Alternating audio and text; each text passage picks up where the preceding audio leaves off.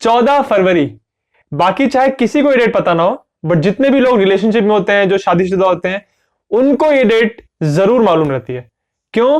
क्योंकि इस दिन होता है वैलेंटाइंस डे। ये एक ऐसा दिन है जो प्यार, इश्क, मोहब्बत से जुड़ा हुआ है और इस दिन रोमांस की बातें होती हैं। तो अक्सर लोग मुझसे पूछते हैं कि वैलेंटाइन डे ये 14 फरवरी को ही क्यों चुना गया। तो इसीलिए जिज्ञासिम के इस वीडियो में हम बात करेंगे वैलेंटाइंस डे के इतिहास के बारे में। अगर आपको हिस्ट्री में इंटरेस्ट है और आप हिस्ट्री की ऐसी छोटी छोटी कहानियां पढ़ते हैं, उनके बारे में जानने में इंटरेस्ट रखते हैं, तो आप मेरा इंस्टाग्राम पेज फॉलो कर सकते हैं। उसका लिंक आपको स्क्रीन पे सामने मिल जाएगा और मैंने इस वीडियो के डिस्क्रिप्शन में भी डाला हुआ है। कहानी शुरू होती है एंशिएंट रोम से और आप देखेंगे बहुत सारी पुरानी कहानियां एंशिएंट रोम से ही शुरू होती हैं। उस जमाने में वहां पे एक बहुत ही स्पेशल टाइप का त्योहार मनाया जाता था।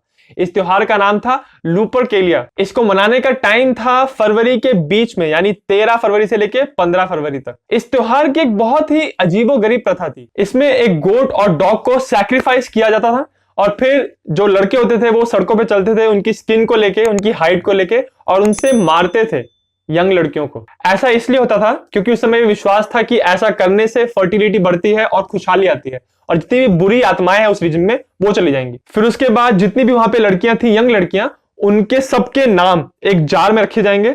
वहां पे लड़के आएंगे और एक एक करके रैंडमली इसमें से नाम उठाएंगे। जिनका नाम उनको मिला उनके साथ उनकी पेयरिंग हो जाएगी और फिर अक्सर ऐसा होता था कि साल में आगे जाके उन्हीं से उनकी शादी भी होती थी। इस प्रथा को, इस पूरे त्योहार को अगर आप आज के टाइम में देखेंगे तो शायद आपको लगेगा कि ये बिल्कुल भी सिविलाइज नहीं था, बल्कि एक बहुत ही सेक्सुअली चार्ज्ड प्रथा थी और इसमें बहुत वायलेंस भी इन्वॉल्व था। और अगर आप मैच मेकिंग की बात करें तो देखिए, लड़के रैंडमली चिट में नाम उठा रहे हैं और किसी से भी मैच कर रहे हैं, तो ये मैच मेकिंग की भी जो प्रोसेस था वो पूरी तरह रैंडम था। दूसरी जो कहानियां हैं जो वैलेंटाइंस डे से जुड़ी हैं और ज्यादा पॉपुलर हैं, वो है क्रिश्चियनिटी से रिलेटेड। देखिए, क्रिश्चियनिटी में कुछ 2-3 सेंट्स हुए थे हिस्ट्री में जिनका नाम वैलेंटाइनस या वैलेंटाइन था और उन्हीं से सेंट वैलेंटाइन से वैलेंटाइंस डे बन गया। उस समय रोम का राजा था क्लॉडियस द सेकंड और उसकी एक बहुत ही अजीबोगरीब सोच थी। वो ये मानता था कि उसकी आर्मी में जितने भी लड़के, जितने भी यंग लोग ऐसे हैं जिनकी वाइफ्स हैं या जो अपनी फैमिली से कनेक्टेड हैं, वो ज्यादा अच्छे से देश की सेवा नहीं कर पाते, जंग नहीं लड़ पाते।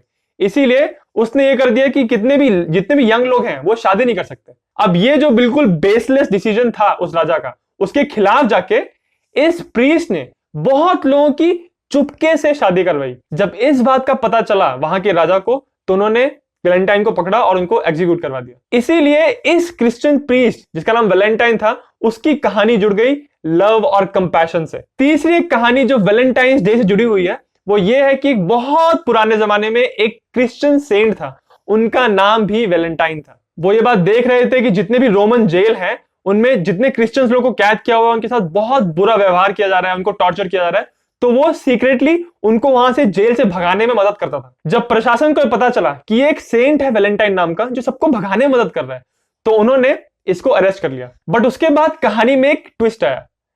जिस जेल में उसको रखा गया था, उसका जो जेलर था उसकी बेटी अंधी थी। ऐसा कहा जाता है कि उस जेलर की बेटी जब एक दिन उस जेल में आई तो वैलेंटाइन ने उसके ऊपर हाथ फेर के उसको हील कर दिया, उसके अंधेपन को दूर कर दिया। इस चमत्कार को देख के सब हैरान रह गए और उस जेलर ने डिसाइड किया कि अब वो भी क्रिश्चियन बन जाएगा। ये बात वहां के राजा को बिल्कुल भी पसंद नहीं आई और उसने ऑर्डर दिया कि तुरंत वैलेंटाइन को एग्जीक्यूट किया जाना चाहिए। ऐसा कहा जाता है कि अपने एग्जीक्यूशन के एक दिन पहले वैलेंटाइन ने उस छोटी बच्ची को एक लेटर, एक ग्रीटिंग कार्ड सा लिखा और उसमें उसने लिखा था फ्रॉम योर वैलेंटाइन।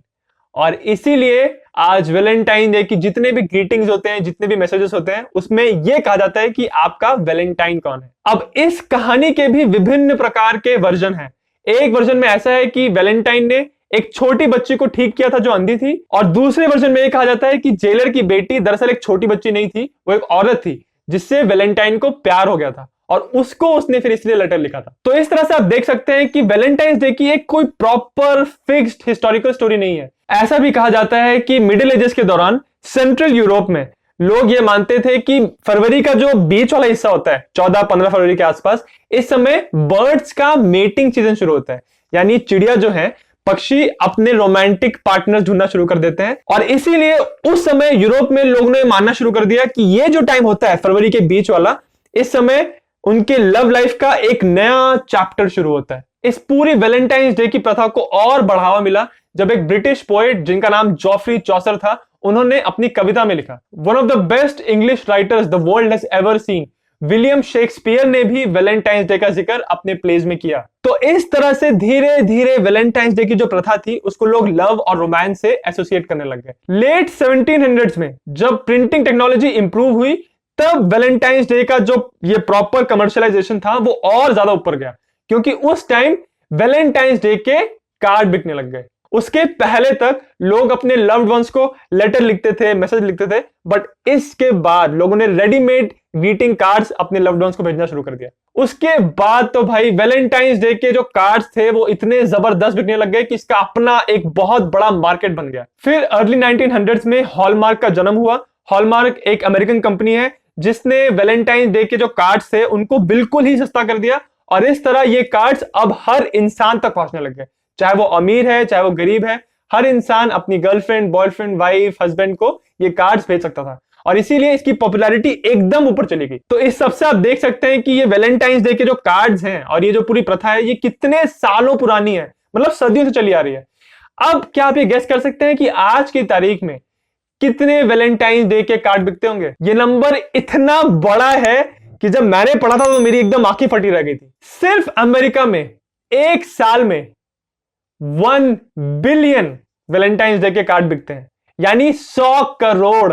ये तो रही सिर्फ कार्ड्स की बात, और सिर्फ अमेरिका के अंदर एक साल के अंदर 18 बिलियन डॉलर्स खर्च किया जाता है वैलेंटाइंस डे की शॉपिंग के लिए।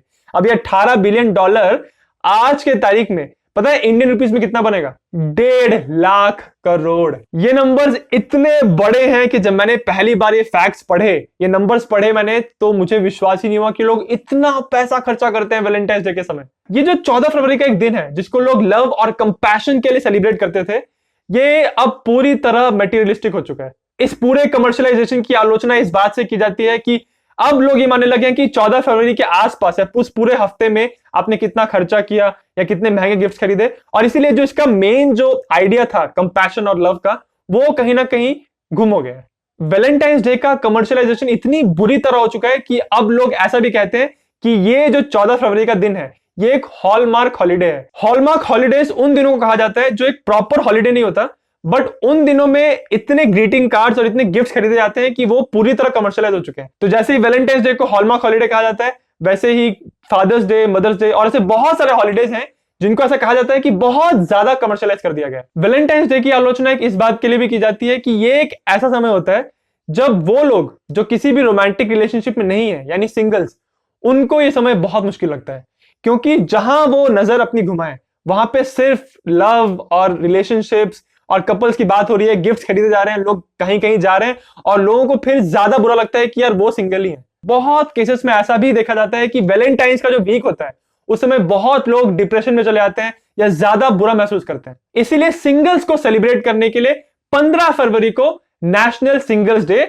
या सिंगल्स अवेयरनेस डे बनाया जाता है। क्योंकि वैलेंटाइंस डे अगर आप देखिए तो ये एक ऐसा टाइम होता है जब आपको लव को सेलिब्रेट करना होता है, और उस लव को हालांकि अब रोमांटिक लव से ज्यादा एसोसिएट करते हैं लोग, बट ये पूरा टाइम एक कंपैशन और एक दूसरे इंसान के प्रति उदारता और प्यार को दर्शाता है। तो इसीलिए याद रखिएगा कि वैलेंटाइंस डे सिर्फ रोमांटिक लव तक सीमित नहीं है।